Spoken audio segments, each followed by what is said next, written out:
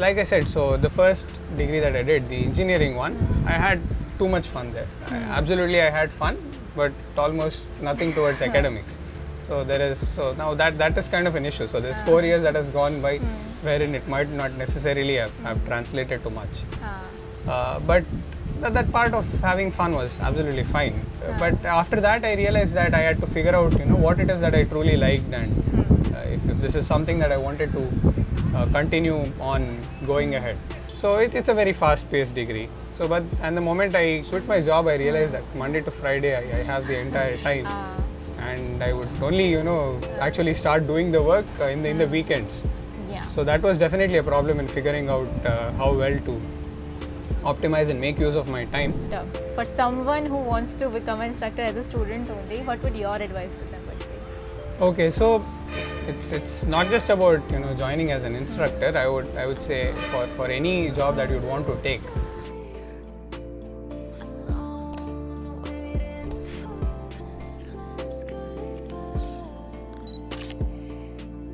Hello everyone, welcome back to Stories of IIT BS, and today we have our course instructor Aniruddha sir with all of us. So sir, welcome so much and thank you for being here. Thanks a lot, it's very nice to be here. So before we go ahead could you please introduce yourself for our viewers? Alright, yeah, I'm Aniruddha. I'm originally from Mangalore in Karnataka. So currently I've joined as the course instructor here. Before this I graduated with my mechanical engineering degree in 2020. I worked as a business analyst for a year, and then I joined as a student in this program around at the same time. I like this course quite a bit. Subsequently, I quit my job, did this full time, worked as a TA for about 10 years or so. And once I was done with this, I joined as a course instructor now.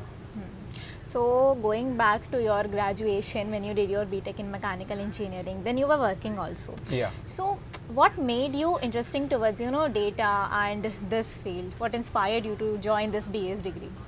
Alright, so all in all, I didn't really have any sort of specific expectations out of this right off the bat. So it was 2020, it was during the time of COVID, so I mostly had work from home when I started off. And in the weekends I had some time, and I thought, why not I was looking at something else, some other distance learning programs, when I came across our program in 2020 with the advertisement for the qualifier at the time.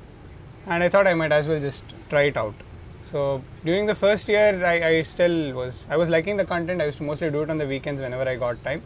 There were plenty of assignments which I did not submit at all, or would barely just finish off just before the deadline. But then I was not taking it all that seriously at that point. In the sense, I would tell myself, I would convince myself it's okay that I did not do well in the quiz because I'm working and it's only a side thing. But eventually I realized I was not very happy with the work as such, and I was liking this more and more. So I think I was doing stats 2 at that point, and I kind of realized that I was having a lot of fun learning. It had been something that had gone missing for the past few years for me. Wherein to actually enjoy learning. At that point I decided I might as well give this a shot and see how it goes, and at that point I still thought maybe I'll finish this degree and then come back into the industry, more towards the data science side maybe. Yeah. After that I think, after that about another year went by as such, where I was just doing the courses, not really focused on it too much as well. But then it was going quite well, and then I think when I did MLT is when I realized that I was starting to like this subject even more. Okay. So that is where kind of the switch happened towards this. So work-wise, it was something I would do at that time it was, the work hours were a bit more hectic. I would start early in the morning and it would go all the way until night. But eventually I realized it is something I was just doing for the sake of it, whereas learning this was fun for me. I did not mind, the time I was putting into it. And I thought it was a good time to explore. So your heart was calling. It was your heart calling, and then you switched. Yeah, that's kind of true. So in that sense, I'm lucky. So teaching is something I wanted to do, but then somewhere along the way, maybe during 11th or 12th, I kind of fell into the same rat race that most people do. You have to study well there, get into a good college, get your degree, get a job, and so on. But once I realized I was getting fed up with the other one, I thought if I'm going to take a chance, I'm just going to do whatever I wanted. And I thought, okay, fine, I'm going to try my hand at this. maybe pursue a master's and PhD after that, and see if I can get back into teaching. So in that sense, definitely. So I was very clear that this is what I wanted to do. So that is not something that comes up easy. I did not have it during engineering. I was trying out various things then. So I was not very sure about what field I wanted to get into. But with time I realized that this is a field I liked. I did not mind learning more. I liked the teaching experience also after the experience as a TA here. And that kind of reinforced that I wanted to be here. That made you concrete about your decision of just continuing. Absolutely. So like I said, the course MLT is where I first thoroughly enjoyed it. So it was challenging for me. I had to put in a lot of effort, go through the content multiple times, find out how to learn. That was one challenging aspect. Until then, I was not really sure if I'm learning the right way, am I learning enough, what about the things I don't know. But during that course, I figured out that this is how, the way of learning, this is what works for me.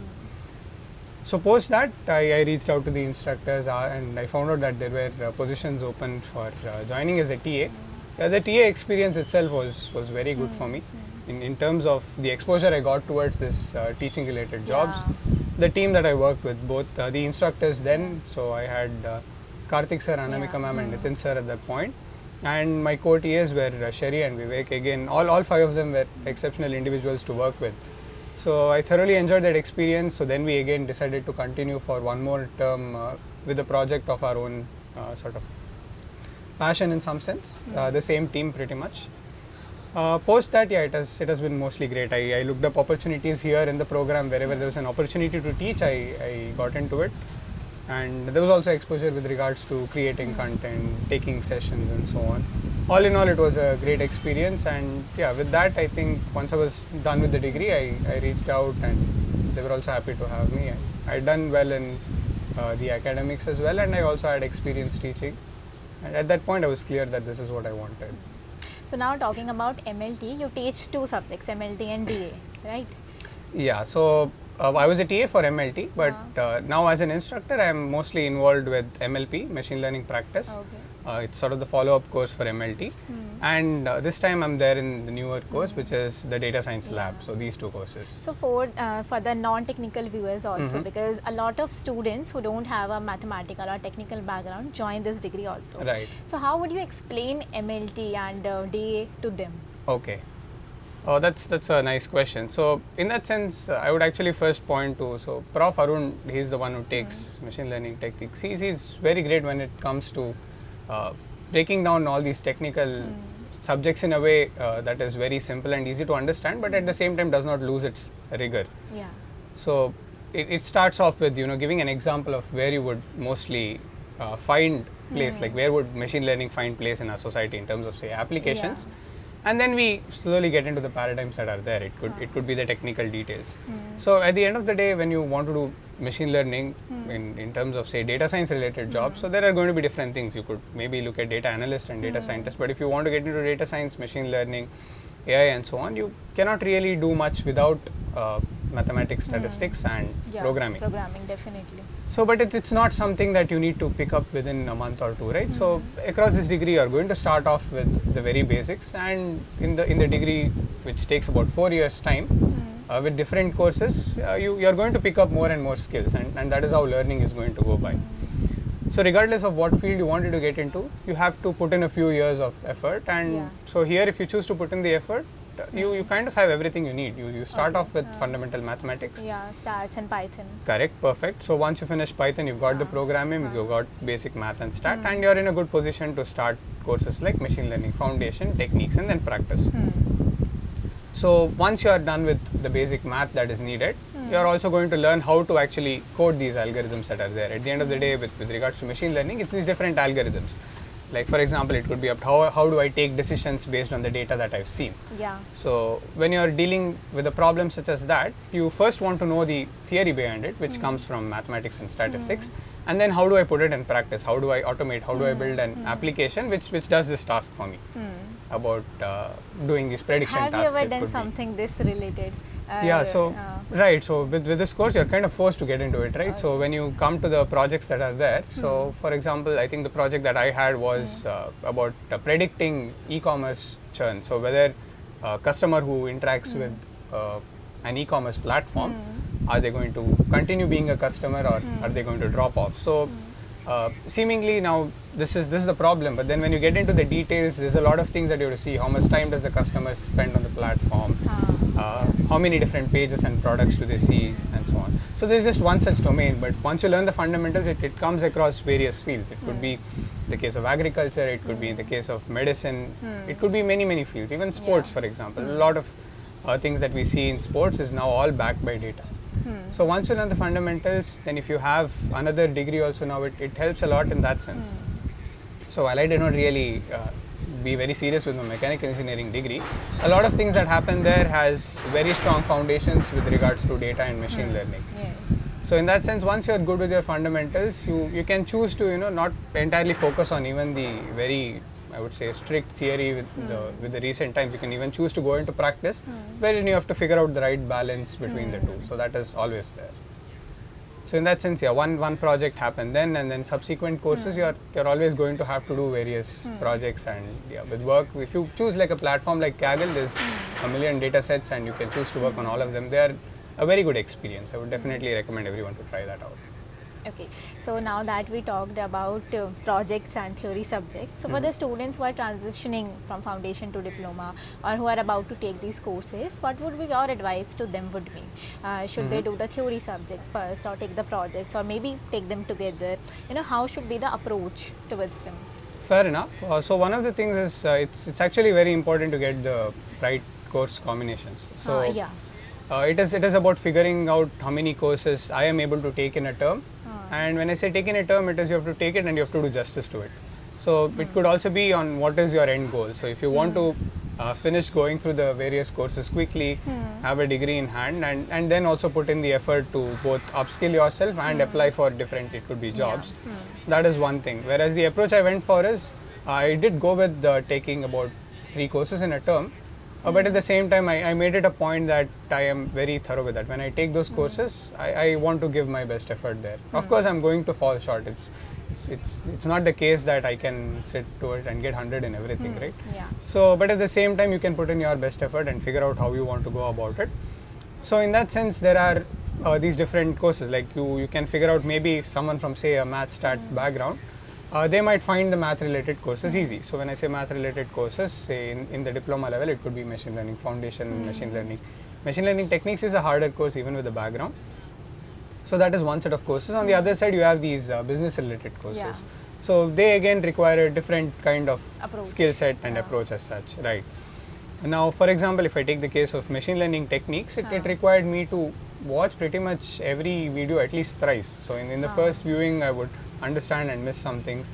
And then one of the active things that I did is, I figured out that for me, whenever I found something difficult, the best way to go about it was to start preparing notes for it. So it is going to be a bit of a time consuming process, so you can even choose to pick out the topics that you want. And the other thing I started doing actively at that point is start engaging in conversations on Discord. So whenever students would post queries, I would choose to answer it. And this was before ChatGPT and LLMs became a mainstream thing. So I had to sit and I had to work through the things, and sometimes I would realize that my answers would fall short. There would be something I had not covered, and I would go back to it, and so that way I figured out a learning approach. That made your concepts more clear. Yeah, definitely. So it made my concepts clearer, and more importantly, I figured out that this is the way for me to learn. I did not do a lot of programming in that sense. So what some of my peers did, so the TAs that I worked with, so what they had done is they chose to sort of code every single thing. So during machine learning techniques, the course itself, even though it is a theory course, they chose to try and do the practice assignments which had programming concept to it, and they tried to implement it. So that definitely gave them a different viewpoint, and it helps strengthen your learning that way. To me personally, I did not go with that approach at that point. I more so went around like preparing my own notes and going to the textbook if I did not understand. Sometimes revisiting until I got to that point. I would sometimes maybe require foundation ideas, so I would go back and come. So this is the way I went about it.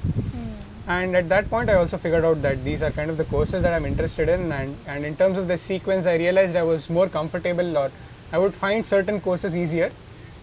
So it is going to be different for each individual. So at that point, I did not really have any background with regards to programming. So in terms of, of course, I'd done Python, but not really any coding beyond that. So even the Python experience was the first time that happened during foundation. So in that sense, web dev, especially like if I see my code now, I'm not at all going to recommend people to follow that the way that I had coded then. So in that sense, it was, you have to go through documentation, check online and code. So in that sense, programming was not one of my stronger suits at that point. So I had to make sure that I chose courses that offered a good balance to me. Once I figured out that these were the courses I found easy, I took it accordingly, and I maybe took it at a slower pace. So for me, this entire program is something I'm doing it because I wanted to do, right? So there was no point for me in rushing to the point that I'm not doing justice to it. Okay. So I've gotten a good opportunity to learn from good faculty, and later on I also got a good peer group. So it's all the more important that I do justice to it. So this is something I want to do, right? So I shouldn't really have anything specific from it. So in that sense, once I got the course combinations down, so it helped a lot in the degree level. So degree level, you have a lot of electives, and there are different ways to go by. So many of them, sometimes they choose to go with what are the easier courses, and what are the courses that are easier to get an S grade, what are the courses that say do not involve a group project, what are the courses that do not involve subjective assignments. Unfortunately, these are the questions that come up, but I did not go with that approach. I more so kind of decided that what are the areas I'm weak in and I would want to improve upon, and what are the courses that would actually help me later on. So this is mostly what I went about focusing on. So in general, in your diploma itself, if you give more thought into how I should go about taking my courses and actually doing them, it is going to help you when you do your course selection in degree, and subsequently also decide what you want to build your career on. Regarding your future also. Right, absolutely. And with course selection, right, so one advantage you have is all the content is there on YouTube. So you just have to go, you start out the first week. So for example, there are certain courses in the degree level that are, I would say, more on the challenging side. So when you watch the first week's content itself, you kind of realize that, okay, this is something that is going to take a lot of time from me. It is going to require a lot of time. So and therein you can decide, okay, maybe this is a course that I would want to combine with a little maybe easier course for me, but something that I could still manage. So that is absolutely necessary. Okay. So before jumping into just the course selection, maybe one can watch the YouTube videos, first lecture of each course. Definitely. And then so I did not do it in the diploma phase, but by the time I came to degree, that is definitely something I realized. That I should have been seeing at least the first week's content for the courses, see how I feel about it, and then if it's something that requires a lot of prerequisites, right, I could go back and even brush up on that. So in that sense, that's definitely a good approach to go by. So now that we are talking so much about data, what do you think 5 to 10 years now, how would the future look like with the data and with the MLT and LLMs and everything?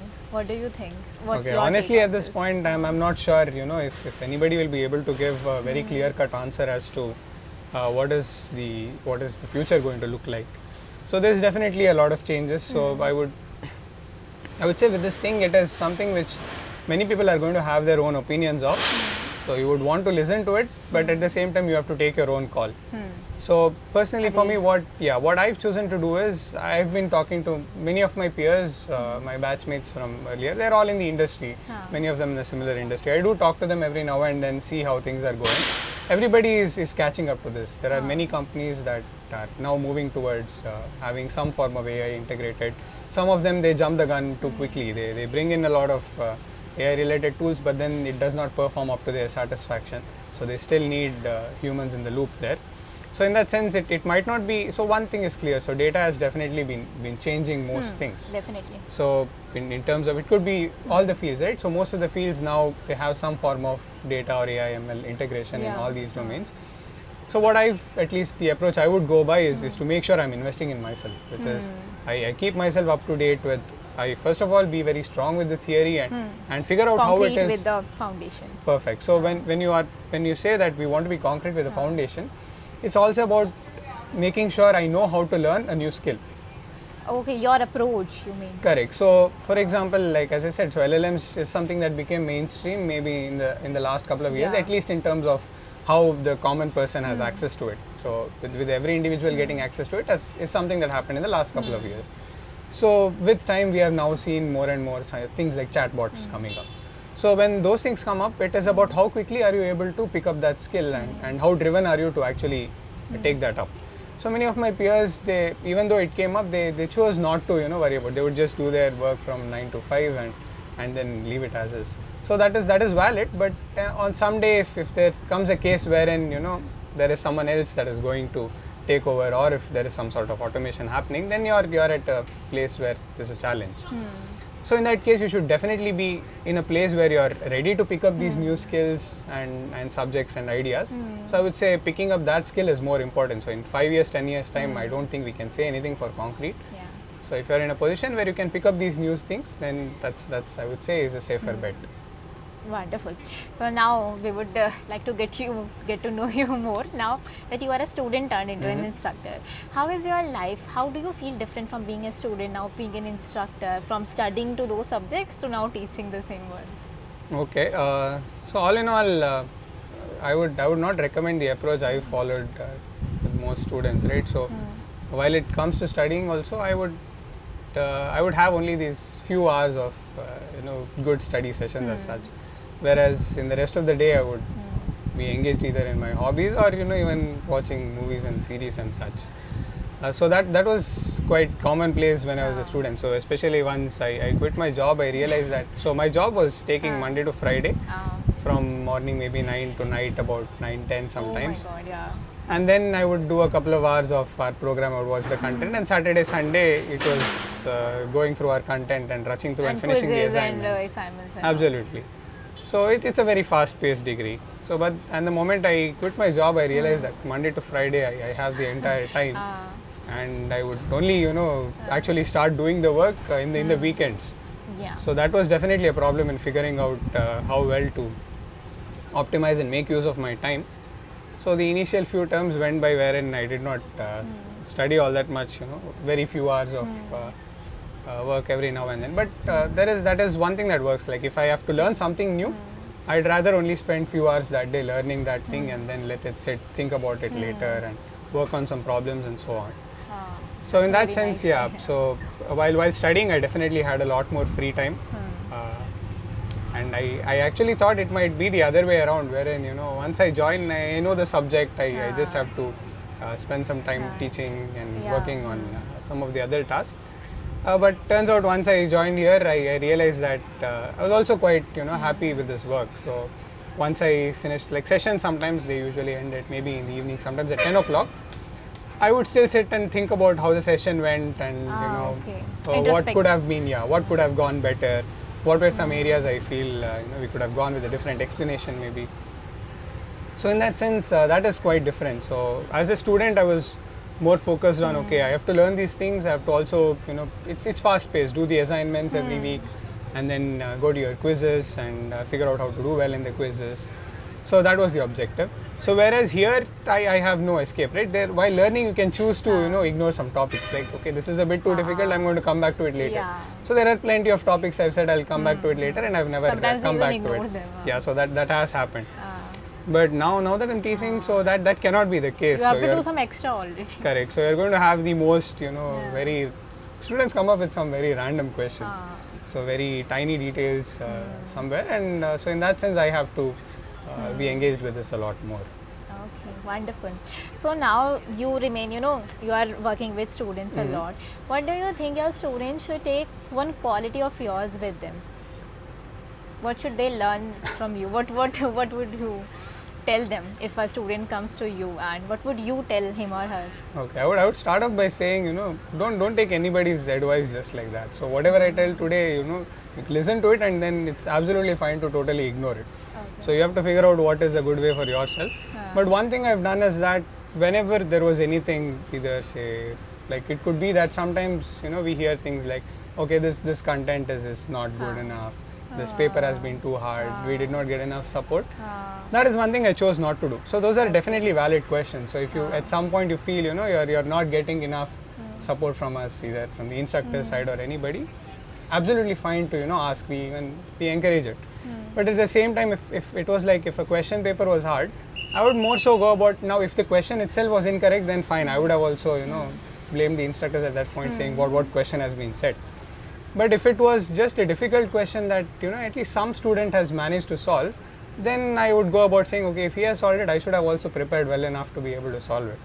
So for the most part, I choose not to think about something as being too difficult or someone else is at fault. I will see if there is an opportunity for me to have learnt it by myself, and if so, I would focus more on that. Okay, wonderful. Also, not taking much of your time. So it's for someone who also wants to become an instructor. For someone who wants to become an instructor as a student only, what would your advice to them would be? Okay, so it's not just about joining as an instructor. I would say for any job that you'd want to take.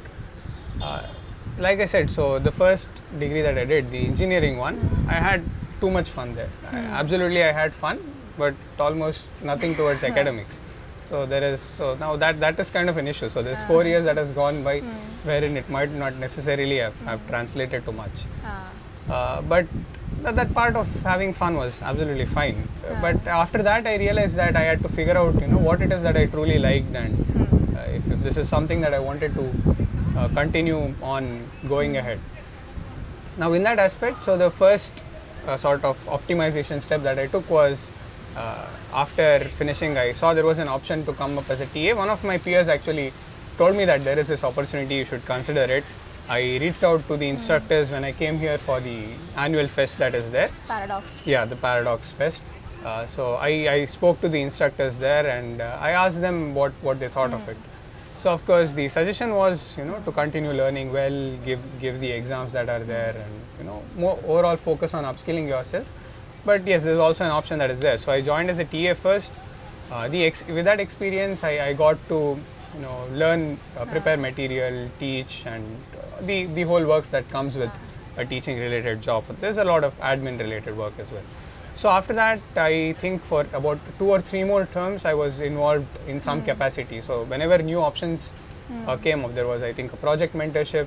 There was another program called a School Connect program, which is definitely a great one. So I got to be a part of it in the first run, and there also again it was another experience. So I got to work with both the instructors, so they were also familiar with my work.